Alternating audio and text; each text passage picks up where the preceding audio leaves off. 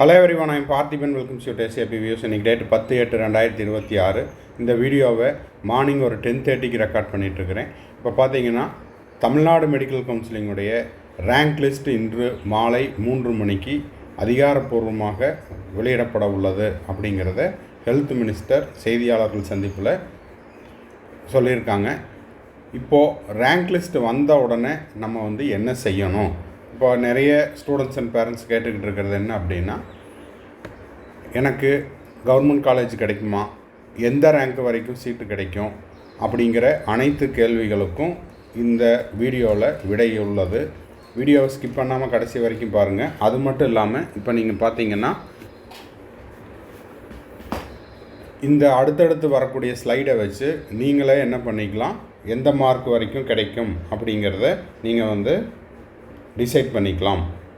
Okay, இப்போது வீடியோக்குள்ளே போகிறதுக்கு முன்னாடி ஆஸ் யூஸ்வல் இது வரைக்கும் இந்த வீடியோவை லைக் பண்ணலைன்னா மறக்காமல் லைக் பண்ணிவிட்டு, சப்ஸ்கிரைப் பண்ணாதவங்க சப்ஸ்கிரைப் பண்ணிவிட்டு பெல் ஐக்கானை கிளிக் பண்ணிவிட்டு பார்த்தீங்கன்னா இன்றைக்கி வரக்கூடிய அனைத்து தகவல்களும் இன்றைக்கி நம்மளுக்கு ரேங்க் லிஸ்ட் வரப்போகுது, அதுக்கப்புறம் கட் ஆஃப் என்ன, அதுக்கப்புறம் கவர்மெண்ட் காலேஜுக்கு, கவர்மெண்ட் கோட்டா, செல்ஃப் ஃபைனான்ஸுக்கு, மேனேஜ்மெண்ட் கோட்டாக்கு, மைனாரிட்டிக்கு எல்லா ரேங்க்கையும் நம்ம அனலைஸ் பண்ணி தனித்தனியாக கட் ஆஃப் போட போகிறோம். அனைத்து தகவலும் உங்களுக்கு வேணும்னா சப்ஸ்கிரைப் பண்ணிவிட்டு பெல் ஐக்கானை கிளிக் பண்ணி வச்சுக்கோங்க. மேற்கொண்டு உங்களுக்கு கவுன்சிலிங் ரிலவெண்ட்டாக பெய்டு சர்வீஸ் தேவைப்படுது, சாய்ஸ் ஃபில்லிங்க்கு கைடன்ஸ் தேவைப்படுது, 1-to-1 கைடன்ஸ் தேவைப்படுது, 1 or 2 டவுட்ஸ் இருக்குது அப்படின்னா இவை அனைத்தையுமே நம்ம பெய்டு சர்வீஸில் கொடுத்துட்ருக்குறோம். இந்த பெய்டு சர்வீஸை நம்ம கடந்த 5 ஆண்டுகளாக கொடுத்து கொண்டுள்ளோம். மாணவர்கள் அவருடைய மதிப்பெண்ணுக்கு ஏற்றாற் போல் மெரிட் பேசிஸில் அவங்க விருப்ப கல்லூரியில் சேர்ந்து முதலாம் ஆண்டிலிருந்து இறுதி ஆண்டு வரை படித்து கொண்டுள்ளனர். உங்களுக்கு இந்த பெய்டு சர்வீஸ் தேவைப்படுதுன்னா ஸ்க்ரீனில் தெரிகிற என்னோடய நம்பருக்கு காண்டாக்ட் பண்ணி அதனுடைய முழு விபரத்தையும் பெற்றுக்கொள்ளலாம். ஓகே, இப்போ என்ன செய்யணும், எந்த ரேங்க் வரைக்கும் கிடைக்கும் அப்படிங்கிறத இந்த வீடியோவில் நம்ம பார்க்க போகிறோம். வாங்க. இப்போது லாஸ்ட் இயர் பார்த்திங்கன்னா 5050 இடங்கள் அரசு மருத்துவக் கல்லூரிக்கு இருந்தது. ஓகேங்களா? லாஸ்ட் இயர் 2025 5050 இடங்கள் இருந்தது. இப்போது ஒரு 150 சீட் ஆட் ஆகிருக்குது. அந்த 150 சீட் அப்படிங்கிறது உங்களுக்கே தெரியும். திருப்பூர் மெடிக்கல் காலேஜில் 50 சீட்டு, நாமக்கல்லில் 50 சீட்டு, திருவள்ளூரில் 50 சீட்டு, டோட்டலாக 5200 சீட்டு இன்றைக்கி சீட் மேட்ரிக்ஸில் வரப்போகுது. அப்போது இந்த 5200 சீட்டில் ஆல் இண்டியா கோட்டாக்கு 15% ரிசர்வேஷன் ஆல்ரெடி போயிடுச்சு. அது மட்டும் இல்லாமல் ஸ்பெஷல் கேட்டகரியினுடைய அந்த ரிசர்வேஷன் எல்லாம் மைனஸ் பண்ணிவிட்டு நம்மளுக்கு 4162 சீட்டு அப்ராக்சிமேட்டாக ரவுண்டு 1 கவுன்சிலிங்க்கு வர உள்ளது. ஓகேங்களா? சீட் மேட்ரிக்ஸும் இன்று மாலைக்குள்ளே வெப்சைட்டில் நோட்டிஃபிகேஷனாக வந்துடும். அது வந்த உடனேயும் நான் உங்களுக்கு வீடியோ போஸ்ட் பண்ணிடுறேன். இப்போ இந்த 4162 சீட்டை கேட்டகரி வைஸாக உங்களுக்கு ரிசர்வேஷன் எப்படி அலாட் பண்ணுவாங்க அப்படிங்கிறத சொல்லிவிட்டு எந்த ரேங்க் வரைக்கும் கிடைக்கும் அப்படிங்கிறத பார்த்துடலாம். இப்போ பார்த்தீங்கன்னா 4162 சீட்டு ஓசிக்கு 31% போயிடும். 31% கால்குலேட் பண்ணால் 1290 சீட்ஸ் வரும். பிசி கேட்டகரிக்கு 26.5% ரிசர்வேஷன் போட்டோம்னா 1103 சீட்ஸ் வரும். பிசிஎம் கேட்டகரிக்கு 3.5% ரிசர்வேஷன் போட்டிங்கன்னா 146 சீட்ஸ் வரும். எம்பிசிக்கு 20% போட்டிங்கன்னா 832 சீட் வரும். எஸ்சி கேட்டகரிக்கு 15% ரிசர்வேஷன் போட்டிங்கன்னா 624 சீட் வரும். எஸ்சிஏ கேட்டகரிக்கு 3% ரிசர்வேஷன் போட்டிங்கன்னா 125 சீட்ஸ் வரும். எஸ்டி கேட்டகரிக்கு 1% ரிசர்வேஷன் போட்டிங்கன்னா 42 சீட்ஸ் வரும். சரி, இப்போ இது சீட் ரிசர்வேஷன், சீட் டிஸ்ட்ரிபியூஷன். இப்போது கடந்த ஆண்டுகளில் உங்களுக்கு கேட்டகரி வைஸாக என்ன ரேங்க்குக்கு கவர்மெண்ட் காலேஜ் ரவுண்ட் 1ல் க்ளோஸ் ஆச்சு அப்படிங்கிறத பார்த்துடலாம். ஓசி கேட்டகரி அப்படிங்கிறது ஒரு பர்டிகுலர் கம்யூனிட்டி கிடையாது. ரேங்க் லிஸ்ட்டில் இருக்கிற டாப் ஸ்கோரர்ஸ் எல்லாத்தையும் என்ன பண்ணுவாங்கன்னா ஓசிக்கு மாற்றிடுவாங்க. அந்த ஓசி கேட்டகரி அப்படிங்கிறது ஓப்பன் கேட்டகரி, அன்ரிசர்வ்டு. ஓகேங்களா? அதில் யார் வேணால் போட்டிக்கு வரலாம். பிசி வரலாம், எம்பிசி வரலாம், பிசிஎம் வரலாம், எஸ்சி கேட்டகரி வரலாம், எஸ்சிஏ கேட்டகரி வரலாம், எஸ்டி கேட்டகரி வரலாம். ஸோ மதிப்பெண் அடிப்படையில் மட்டுமே இந்த ஓப்பன் சீட் அப்படிங்கிறது வழங்கப்படுகிறது.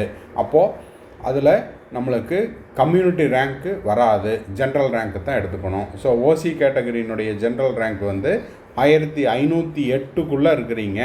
நீங்கள் வந்து ஜென்ரல் கேட்டகரியில் வர்றீங்க, ஓசியில் சீட் எடுக்கணும் அப்படின்னா 1508 அப்படிங்கிற ரேங்க்கில் இருந்தீங்கன்னா உங்களுக்கு வந்து கவர்மெண்ட் மெடிக்கல் காலேஜ் 37 காலேஜில் ஏதாவது ஒரு காலேஜ் உறுதியாக கிடச்சிரும்.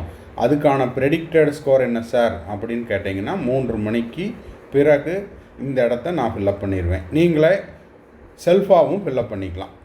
ஓகேங்களா? இது எல்லாமே ஒரு அப்ராக்சிமேட் ப்ரெடிக்ஷன் தான். இந்த மார்க்குக்கு தான் க்ளோஸ் ஆகுமா இல்லை இதுக்கு கீழே குறையுமா அப்படிங்கிறதுக்கு விடை இறுதியில் கொடுத்துருக்குறேன். அதையும் நீங்கள் பார்த்துடலாம். பிசி கேட்டகரிக்கு கம்யூனிட்டி ரேங்க் வரும். கடந்த ஆண்டு 2013 ரேங்க் வரைக்கும், கம்யூனல் ரேங்க் வரைக்கும் கிடச்சிருக்குது. அந்த இடத்துல என்ன மார்க் வரப்போகுது அப்படிங்கிறத இன்று மாலை தான் நம்ம தெரிந்து கொள்ள முடியும். பிசி கேட்டகரியாக இருந்தால், பிசிஎம் கேட்டகரியாக இருந்தால் கம்யூனல் ரேங்க்கு 203. ஓகேங்களா? உங்கள் ரேங்க் லிஸ்ட்டில் நீங்கள் 203 அப்படிங்கிற இடத்துல பிசிஎம்மில் இருக்கிறீங்கன்னா உங்களுக்கு உறுதியாக ஒரு கவர்மெண்ட் காலேஜ் ரவுண்டு 1லேயே கிடச்சிரும். அதுக்கு மேலே இருக்கிறேங்க சார், இல்லை அதுக்கு கீழே இருக்கிறேங்க சார் அப்படின்னா அதற்கும் விடை உள்ளது, வெயிட் பண்ணுங்கள். எம்பிசி கேட்டகரியில் 1155 இது வந்து கம்யூனல் ரேங்க்கில் நீங்கள் இருக்கிறீங்க அப்படின்ற பட்சத்தில் எம்பிசியில் உங்களுக்கு அரசு மருத்துவக் கல்லூரியில் இடம் கிடைக்கும்.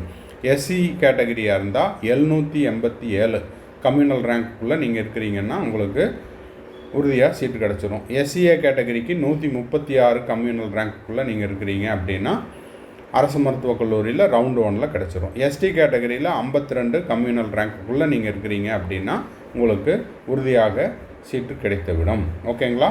சரி, இப்போது இந்த மார்க் வரைக்கும் தான் சார் கிடைக்குமா, இதுக்கு கீழே கிடைக்காதா, இந்த மதிப்பெண்ணுக்கு அதாவது இந்த ரேங்க்குள்ளே தான் கிடைக்குமா, இந்த ரேங்க் அப்படிங்கிறது அக்யூரேட்டா, இதில் ஏதாவது மாற்றம் இருக்குமா அப்படின்னா கண்டிப்பாக மாற்றம் இருக்கும். எதனால் அப்படின்னா இப்போ ஆல் இண்டியா கோட்டா போயிட்டுருக்குது, சாய்ஸ் ஃபில்லிங் பண்ணிகிட்ருக்கிறீங்க, ரிசல்ட்டு இன்னமும் ரிலீஸ் பண்ணல. இப்போது நம்ம தமிழ்நாட்டில் இருக்கக்கூடிய மாணவர்கள் என்ன பண்ணுவாங்க, ஆல் இண்டியா கோட்டாக்கும் அப்ளை பண்ணியிருப்பாங்க.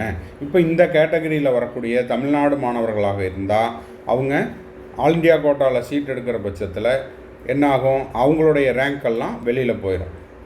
கரெக்டுங்களா? இப்போ உதாரணத்துக்கு ரேங்க்கில் 1லேருந்து 10 வரைக்கும் டாப்பில் இருக்கிற கேண்டிடேட்டு 10 பேர் வெளியில் போனால் இதில் 10 மார்க் அப்படிங்கிறது 10 ரேங்க் அப்படிங்கிறது வேரியேஷன் இருக்கும்.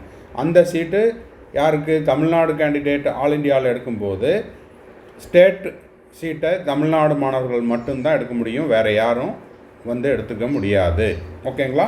ஸோ இதனை பொறுத்து உங்களுக்கு வந்து என்னாகும், இந்த ரேங்க் அப்படிங்கிறது மாறுபடும். அதே போல் ஒவ்வொரு ரேங்க்குக்கும் ஒவ்வொரு ரவுண்டுக்கும் ரேங்க் அப்படிங்கிறது மாறுபடும். ஸோ இந்த ரேங்க் அப்படிங்கிறது ஒரு ப்ரெடிக்ஷன் மட்டுமே. இந்த இடத்துல 2026 அப்படின்னு போட்டுக்குங்க, 2024 கிடையாது.